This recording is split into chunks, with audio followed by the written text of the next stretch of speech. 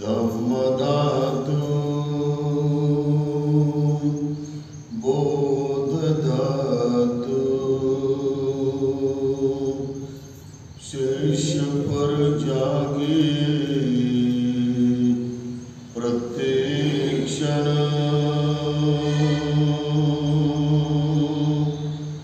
हृदय में जागे प्रत्येक क्षण अंग अंग जागे प्रत्येक क्षण अनंत पुण्यमये अनंत गुणमये धम्म के निर्वाण धातु धम्म धातु ज्ञान धातु शेष पर जागे प्रत्येक क्षण हृदय में जागे प्रत्येक क्षण अंग अंग जागे प्रत्येक क्षण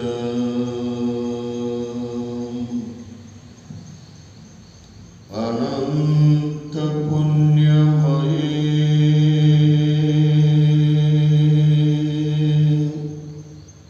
अनंत गुणमये संग के निर्वाण धातु धम्म धातु शेष पर जागे प्रत्येक क्षण हृदय में जागे प्रत्येक क्षण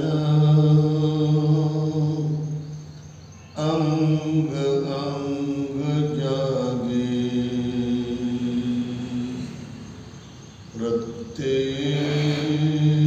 प्रत्येक क्षण प्रत्येक क्षण जागो प्रत्येक क्षण सजग श्वास प्रत्येक क्षण सावधान श्वासावर डोळे झाकून दोन्ही नाकपुड्यातून येणारा जाणारा श्वास कसा आहे हे आपण अत्यंत सूक्ष्म अतिसूक्ष्म जाणत राहा.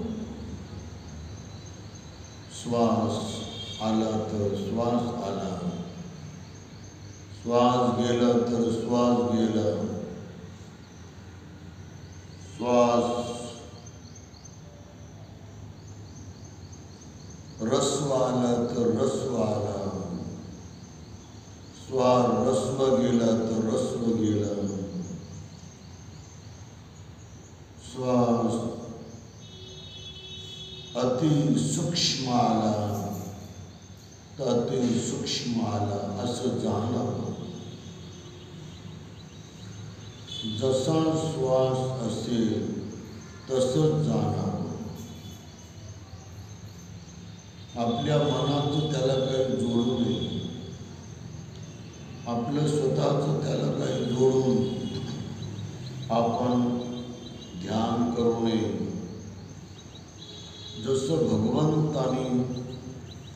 सती पठाण सुत्तामध्ये शिकवलेलं आहे. हे दीघनिकाय ग्रंथातील सुत्त आहे. तसंच करा. श्वासावर लक्ष देता देता तुम्ही जर त्याच्यात एकाग्र झालात, एकाग्रता सोडून चित्त हे पटकन पळून जाते. ते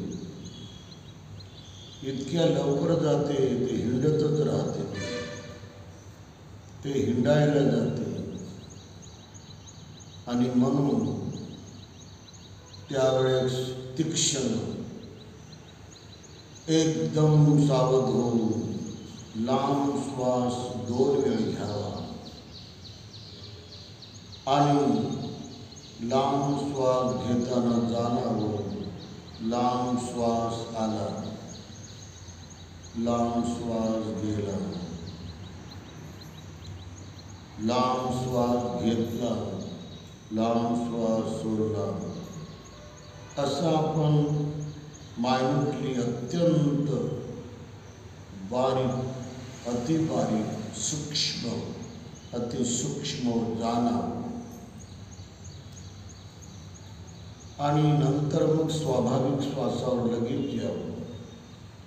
नेहमीसारखा श्वास आपण घेतो, नेहमीसारखा सोडतो, त्याच्यावर मन लावावं. फार सतर्क होऊन मन लावा, फार सजग होऊन मन लावा आणि मनाची निर्मळ एकाग्रता करा. हे निर्मळ मनाची एकाग्रता आपण करतच राहा, त्याच्यावर लक्ष देतच राहा. आणि कोणत्या प्रकारचा श्वास आहे असे जाणत राहा. श्वास भारी आहे तर श्वास भारी आहे असं जाणं, श्वास हलका आहे तर हलका आहे असं जाणं. आणि नाकपुड्यांच्या दारावर या ठिकाणी टच होतो तिथे मन लावा. जिथे स्पर्श त्या ठिकाणी होतो तिथेच मन लावा. यामुळे मनाची निर्मळ एकाग्रता आपली वाढत राहील आणि निर्विकार मनाच्या एकाग्रतेमध्ये आपल्याला 28 फायदे होतील. हे फायदे अवघ्या काही वेळेमध्ये प्राप्त होतात. म्हणून आपण सातत्याने एकसारखं लक्ष द्यावं.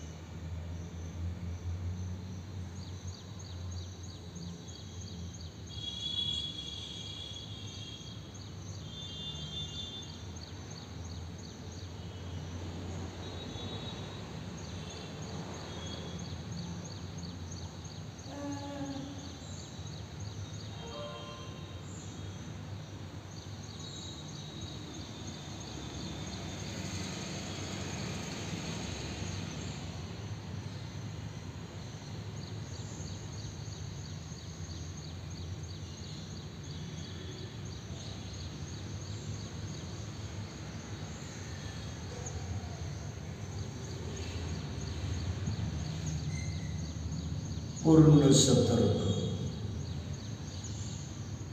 सारे लक्ष्य स्वसन।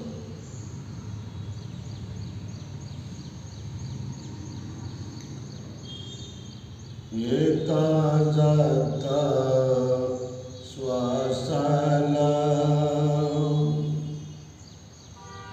जानत जानत जा, शुद्ध मनाची एकाग्रता बनत बनत बनत जा।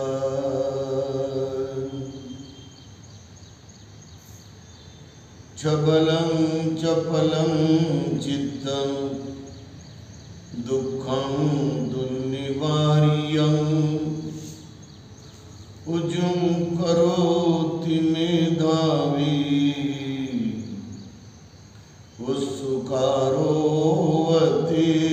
जनम्।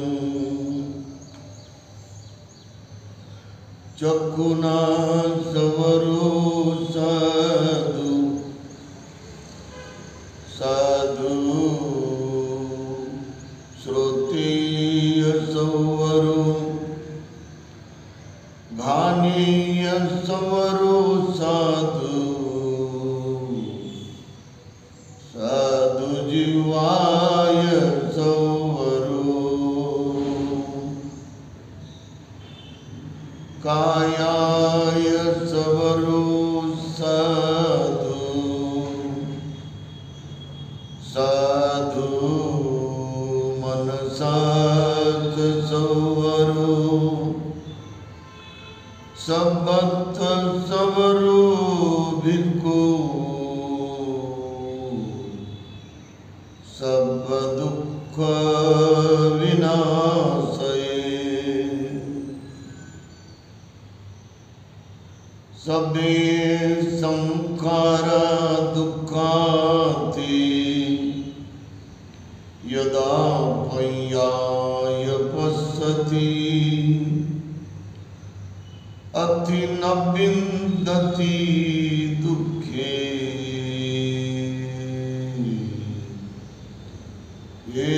समग्रो विशुद्धिया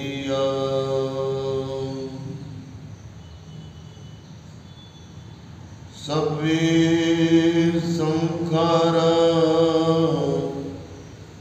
अनत्ताति सवे संखारा दुःखाति यदा पर्याय पश्यति अति न विन्दति दुःखे। ये समग्रो विशुद्धिया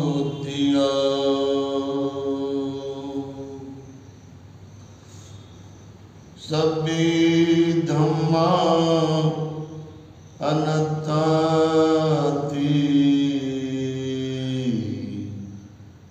यदा पर्याय पश्यति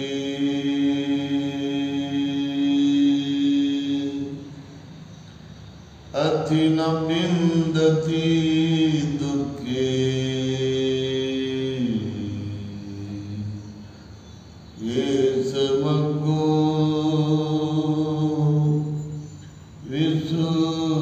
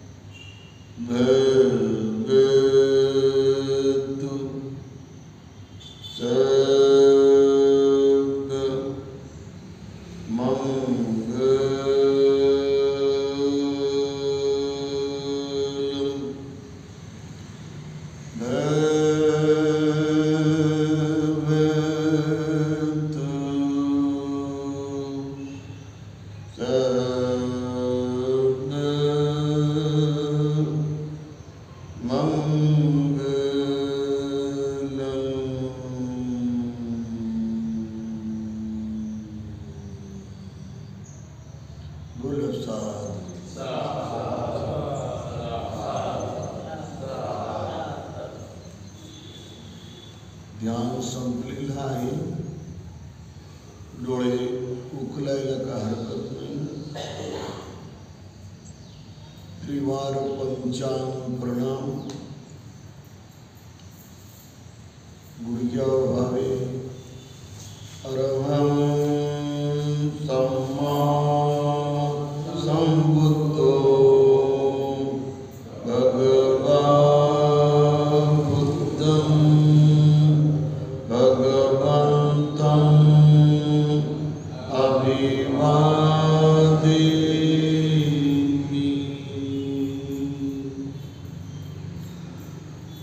स्वागतो भगवता धम्मो धम्मं नमस्सामि.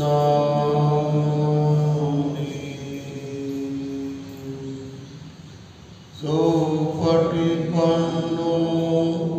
भगवतो सावकसङ्घो संघं नमामि.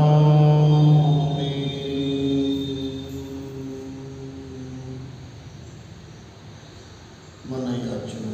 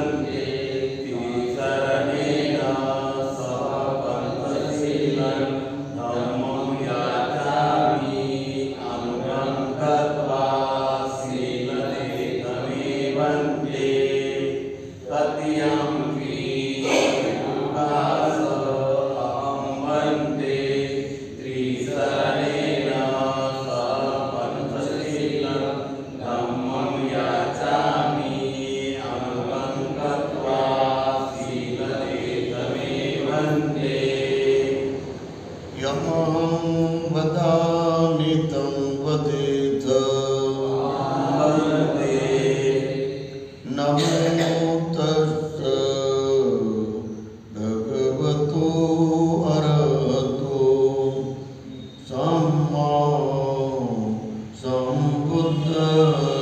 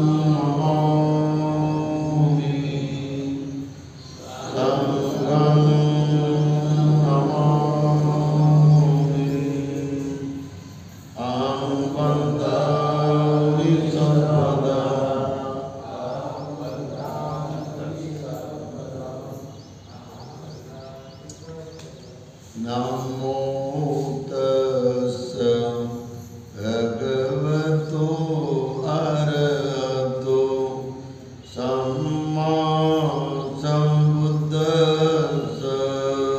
नमो तस्स भगवतो अरहतो सम्मा सम्बुद्दस्स।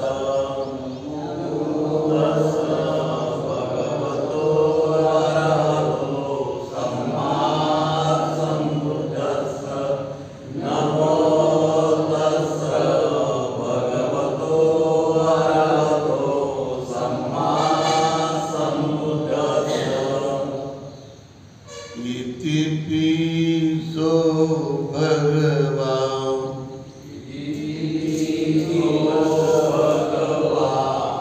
अरहं सम्मा सम्बुद्धो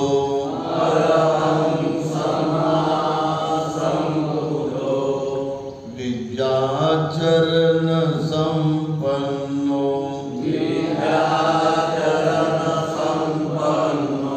सुगतो लोकविदु अनुत्तरो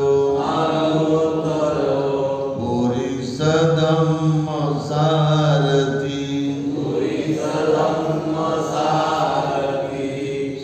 सत्तादेवं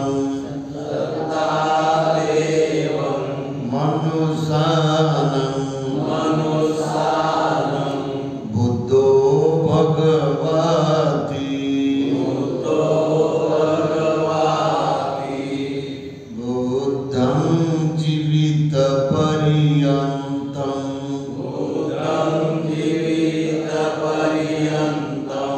शरणं गच्छामि। ये च बुद्धा अतीता च ये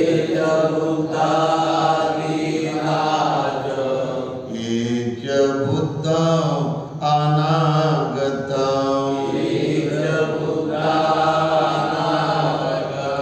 पच्चुपन्ना च ये बुद्धा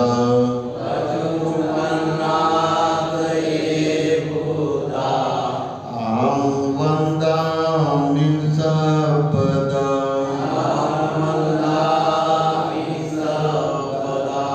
नत्थि मे शरणं अय्यं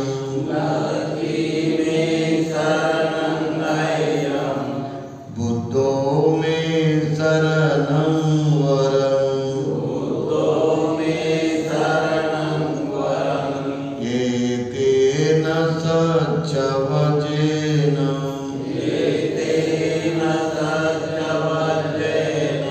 होतु मे जयमङ्गलम्। उत्तमङ्गेन वन्देऽहम् पादपं सुवरुत्तमम्।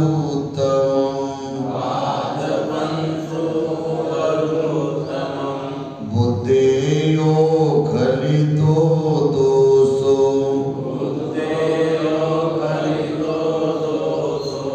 बुद्धो खमतु तं मम।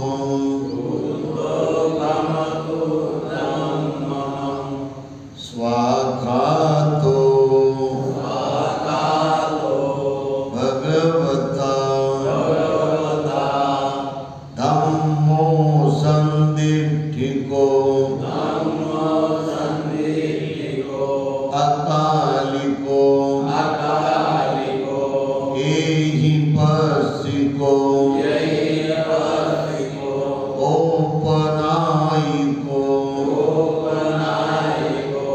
पच्यतं वेदितव्यो वियोहीति। धम्मं जीवितपर्यन्तं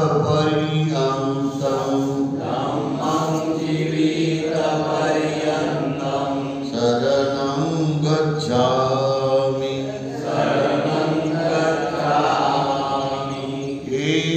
धम्मा अतीता च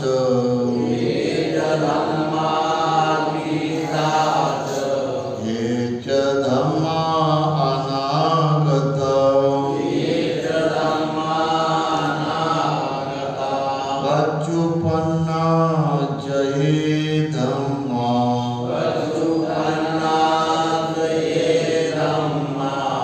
अहं वन्दामि सर्वदा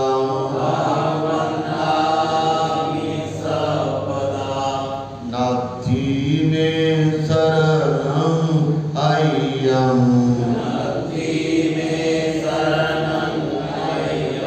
धम्मो मे शरणं वरम् एतेन सच्चवचेन होतु मे जयमङ्गलम्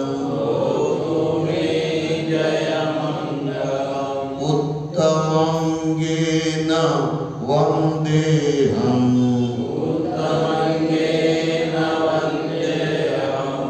धम्मं च द्विविधो वरम् धम्मेयो गलितो दोषो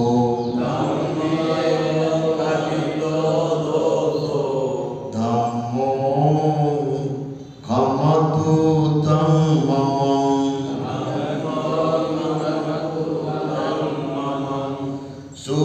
सुपटिपन्नो भगवतो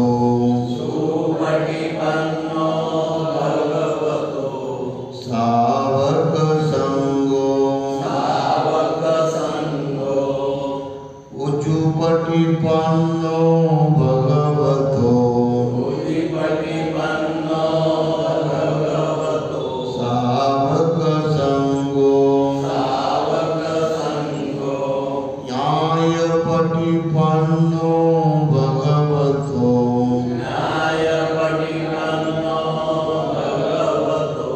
सावक संगो सामींचि पटिपन्नो भगवतो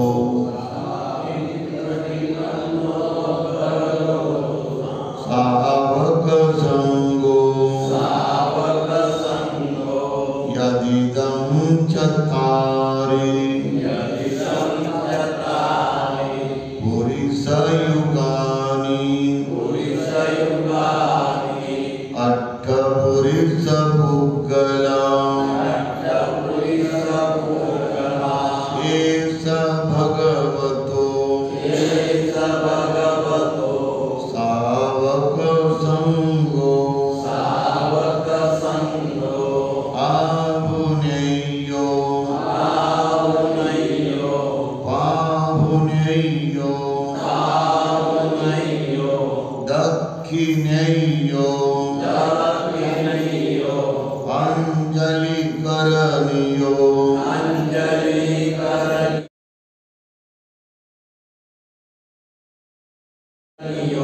अनुत्तरं पुय्यं खेतं लोकसाथी संघं जीवितपर्यन्तं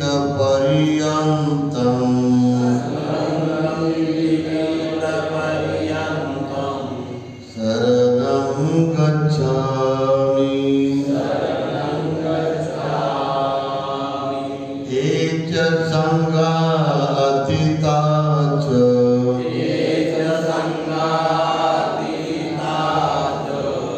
ये च संगा अनागता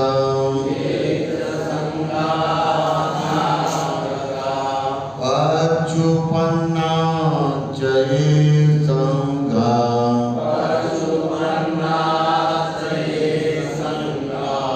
अहं वन्दामि सर्वदा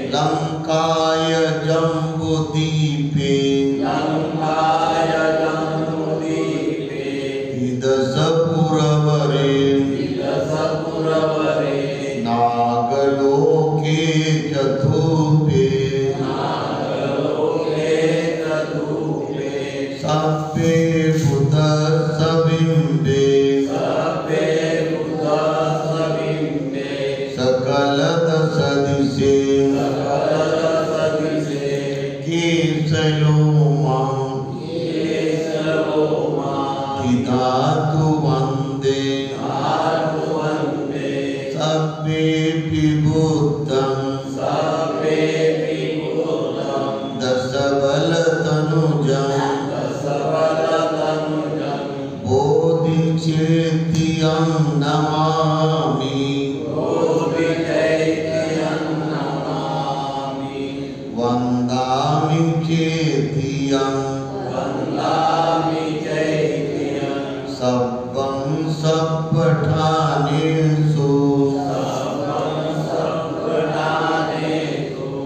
प्रतिष्ठितं शारीरिक धातु महाबोधि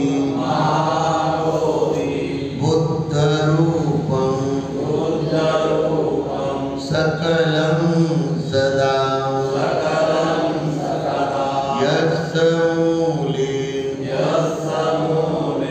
निसिन्नो वा सप्पारि विजयम् पत्तो सपयुतं सत्था वन्दे तं बोधिपादपम् इमे ते महाबोधि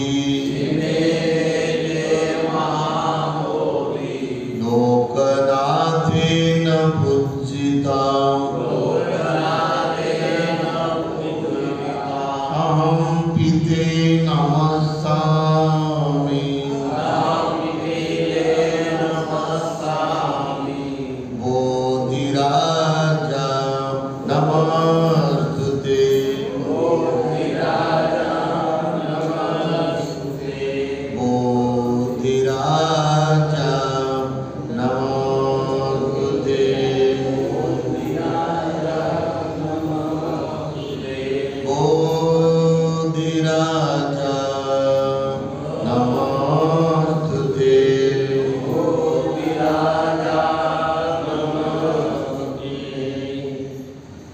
इमाय धम्मानुधम्मो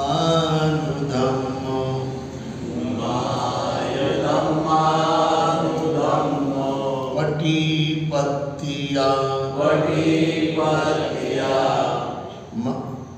बुद्धं पूजेमि इमाय धम्मानुधम्मो पटिपत्तिया धम्मं पूजेमि इमाय धम्मानुधम्मो पटिपत्तिया संघं पूजेमि। 3 वेळ म्हणा साधू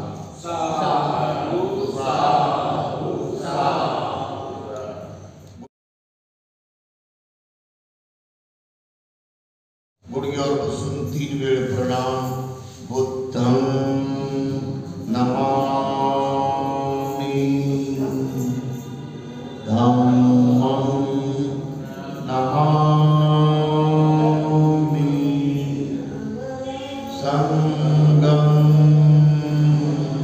नमामि।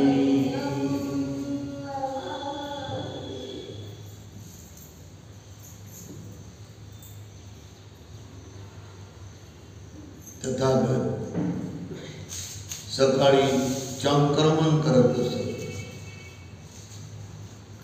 चंक्रमण म्हणजे काय? चंक्रमण म्हणजे इकडनं इकडे 100 पावलं जाणं आणि इकडनं तिकडे 100 पावलं जाणं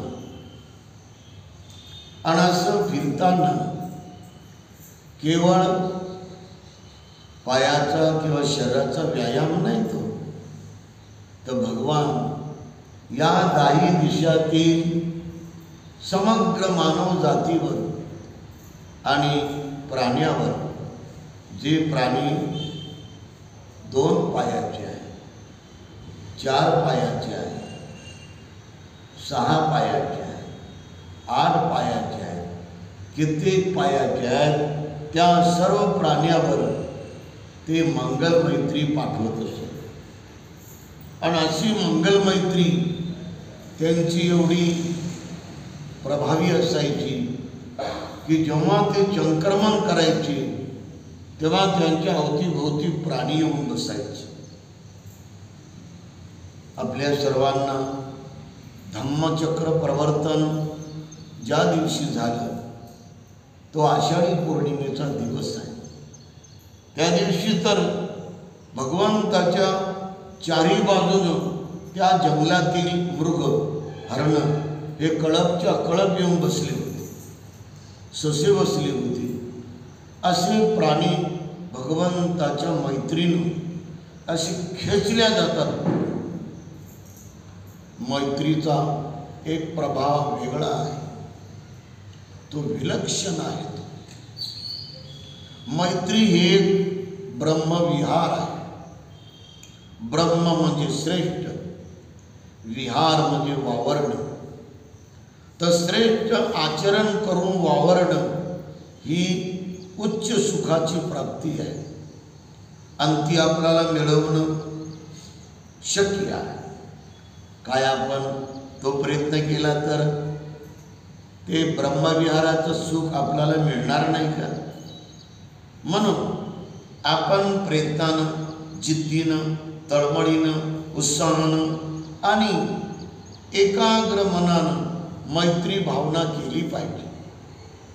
मैत्री भावना करताना जे भगवंतानी शिकवलेली मैत्री भावना तीच केली पाहिजे. अहं अवेरहोमि अव्यापज्या होमि अनिघा होमि सुखीयतानं परिहरामि अहं वियं मह्यं आचार्योपज्यया माता पितरो हितसत्ता मजिमक सत्ता अवेरी सत्ता अवेरवन्तु अव्यापज्या होमि पृथिमाय दिशाय दक्षिणाय दिशाय पश्चिमाय दिशाय उत्तराय दिशाय दक्षिणाय दिशाय उपरिमाय दिशाय निचिमाय दिशाय सबे पानं सबे भूतं सबे मंगलं सबे अमंगलं सबे देवा सबे मनुष्या सबे अमनुष्या विनिपातिका अवीरवन्तु सबे सत्ता सुखी होन्तु सबे होन्तु सुखिनो सबे भद्राणि पश्यन्तु मा कञ्चित् दुःखमागमः. अशी आपण भगवान बुद्धांनी मेत्ता ब्रह्मविहार अशी मैत्री शिकवलेली आहे. मेत्ता म्हणजे मैत्री. बोधिसत्व डॉक्टर बाबासाहेब आंबेडकर या मैत्रीमध्ये फार परिपक्व होते. त्यामुळे त्यांनी भारतातल्या कोणत्याही जातीबद्दल द्वेष किंवा वैरत्व हे अजिबात केलेलं नाही. हिंदू धर्माचं त्यांनी ब्रॉड ऑपरेशन करायचा प्रयत्न केलेला आहे. कोणत्या माणसाला जर बिमारी झाली, त्या बिमारीनं जर तो मनुष्य परेशान होत असेल तर त्याचं ऑपरेशन करावं लागेल की नाही? मग जो धर्म भारतातल्या समाजाला छळतो, जो धर्म धर्माच्या नावाखाली भारताच्या शूद्र अतिशूद्रांना दुःखी करतो, गुलाम करतो, लाचार करतो, त्याला वंचित करतो, त्यांना हक्कापासून वंचित करतो, त्यांना समतेपासून वंचित करतो, त्यांना बंधुत्वापासून वंचित करतो, त्यांना सर्व स्वातंत्र्यापासून वंचित करतो, त्यांना माणुसकीच्या हक्कापासून अधिकारापासून वंचित करतो.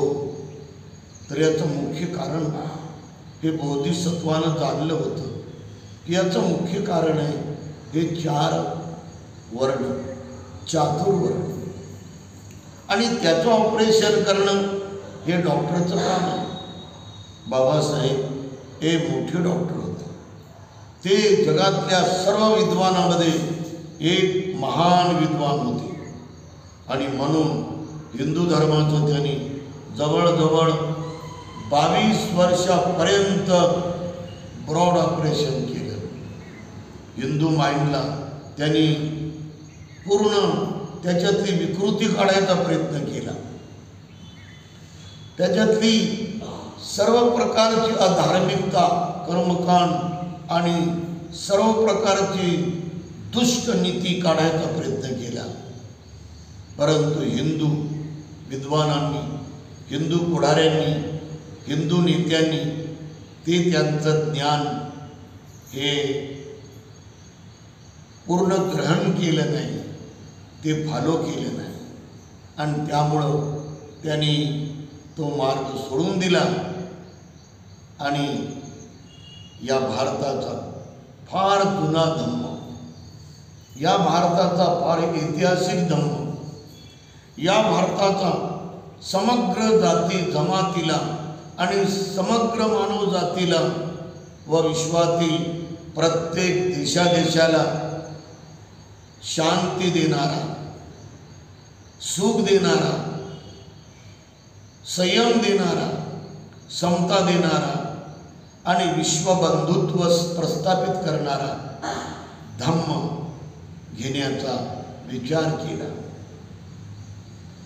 धम्म हा शांती देत नसेल तर तो धम्म कसा काय होणार आहे? धम्म जर माणसाला प्रेम देत नसेल तर तो धम्म कसा होणार आहे? धम्म जर माणसाला माणसामध्ये जगायला, माणसासोबत बसायला, माणसासोबत राहायला, खायला, पियाला, सर्वीकडे हिंडायला जर स्वातंत्र्य देत नसेल तर तो धम्म कसा होईल?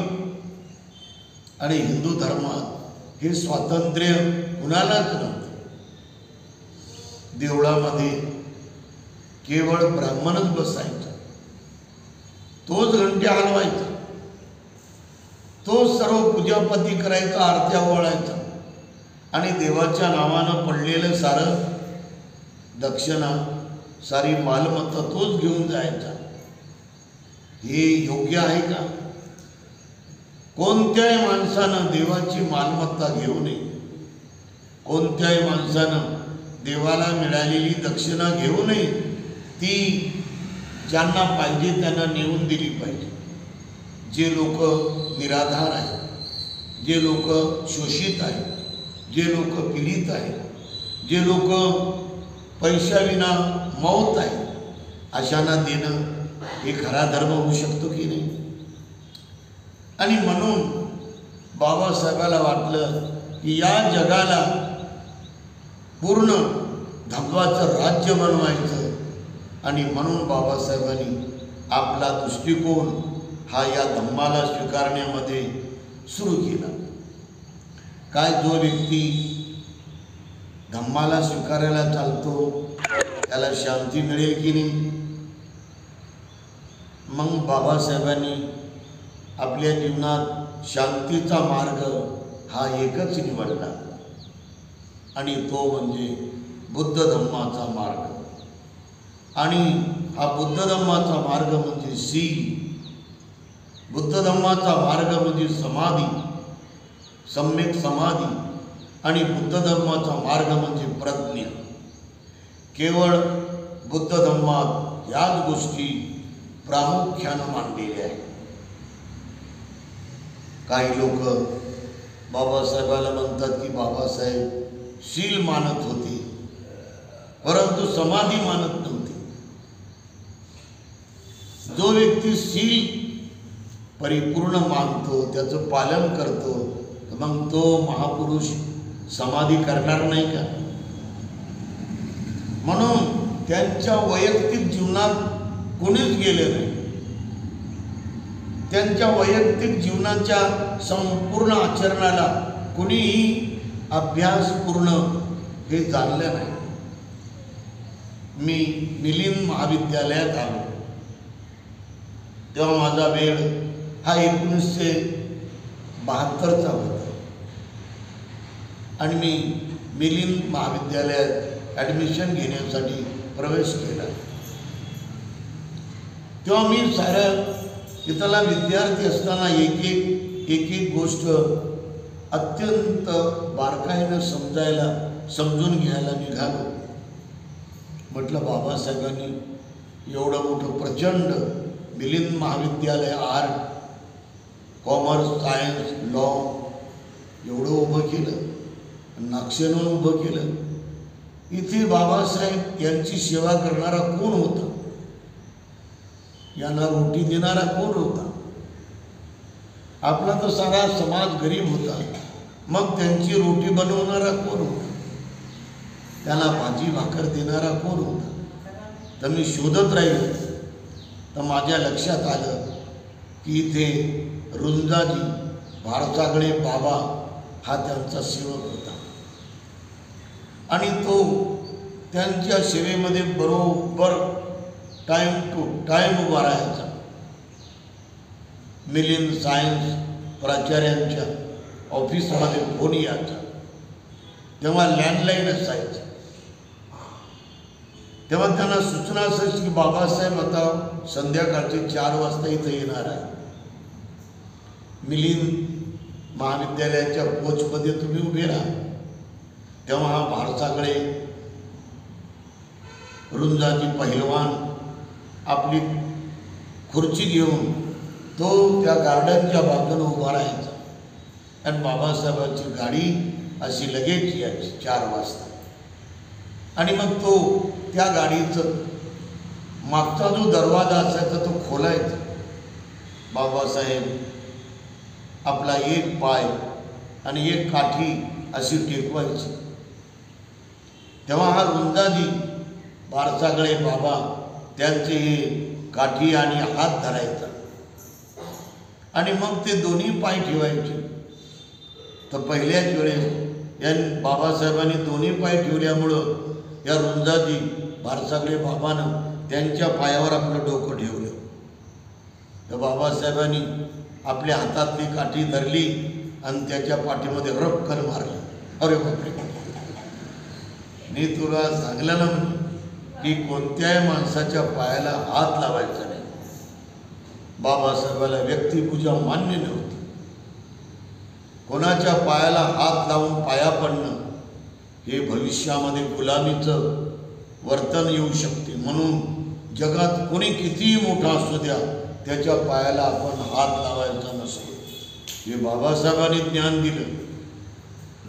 त्यांनी माफी मागितली आणि तो मग बाबासाहेबाच्या शरीराला धरून त्या खुर्चीत बसवायचा. त्यांची खुर्ची फार लांब हाताची असायची, पुढे लांब हात आणि मागे लांब हात. आणि बाबासाहेब त्या खुर्चीत बसल्यावर ते त्यांना अल्लाद उचलायचं आणि डोक्यावर घ्यायचा. एवढा तो पैलवान होता माणूस. आणि नंतर तो पायऱ्या चढत या 11 पायऱ्या नंतरच्या 8 पायऱ्या चढून तो वर जायचा मिलिंद कॉलेजच्या पहिल्या माळ्यावर. आणि प्राचार्य मिलिंद कॉलेजचे सायन्सच्या ऑफिसच्या मागे बाबासाहेबांची खोली होती आणि तिथे त्यांना तो नेऊन सोडायचा. आणि मग बाबासाहेब म्हणायचे, रुंजाजी आता तो बगीचात जाय. हो बाबा, आणि चांगले चांगले फुलं घेऊन ये. हो बाबा. आणि तो निघून जायचा. तोपर्यंत बाबासाहेब हे योगासन करायचे. पोटाचे योगासन, छातीचे योगासन, मणक्याचे योगासन, मेंदूची योगासन, संपूर्ण अवयवाची योगासनं करून बाबासाहेब तयार व्हायचे आणि मग ते आंघोळीला जायचे. तोपर्यंत लगेच हा रुंजाजी पहिलवान यायचा आणि तो वातीचा स्टोव पेटवायचा आणि त्याच्यावर तो तावा ठेवून बाबासाहेबांना बाजरीच्या 2 भाकरी द्यायचा आणि नंतर मग बारीक बारीक बोंबील तोडून कुटून त्याच्यात लसूण टाकून आणि त्याच्यात वेगवेगळे पदार्थ टाकून तो बाबासाहेबाला एक खमंग चवदार अशी चटणी बनवायचा. तर कधी बाबासाहेब चिठ्ठी लिहून द्यायची, इंदुताई भी चिटणीस यांच्या नावानं ती चिठ्ठी इंग्रजीमध्ये जायची.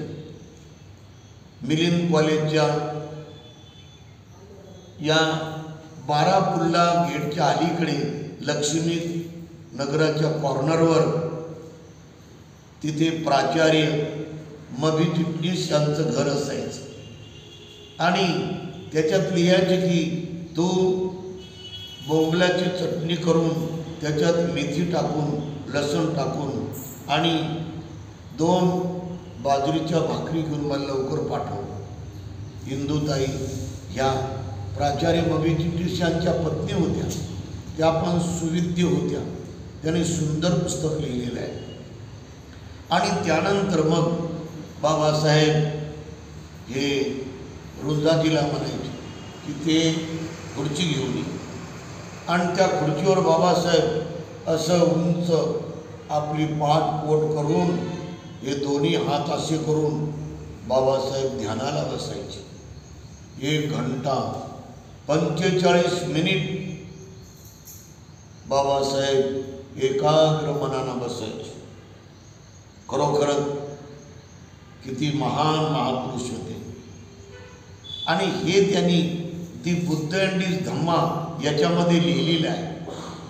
धम्मवग्गामध्ये धम्म या परिच्छेदामध्ये कायानुविपස්සना, वेदनानुविपස්සना, चित्तानुविपස්සना आणि धम्मानुविपස්සना.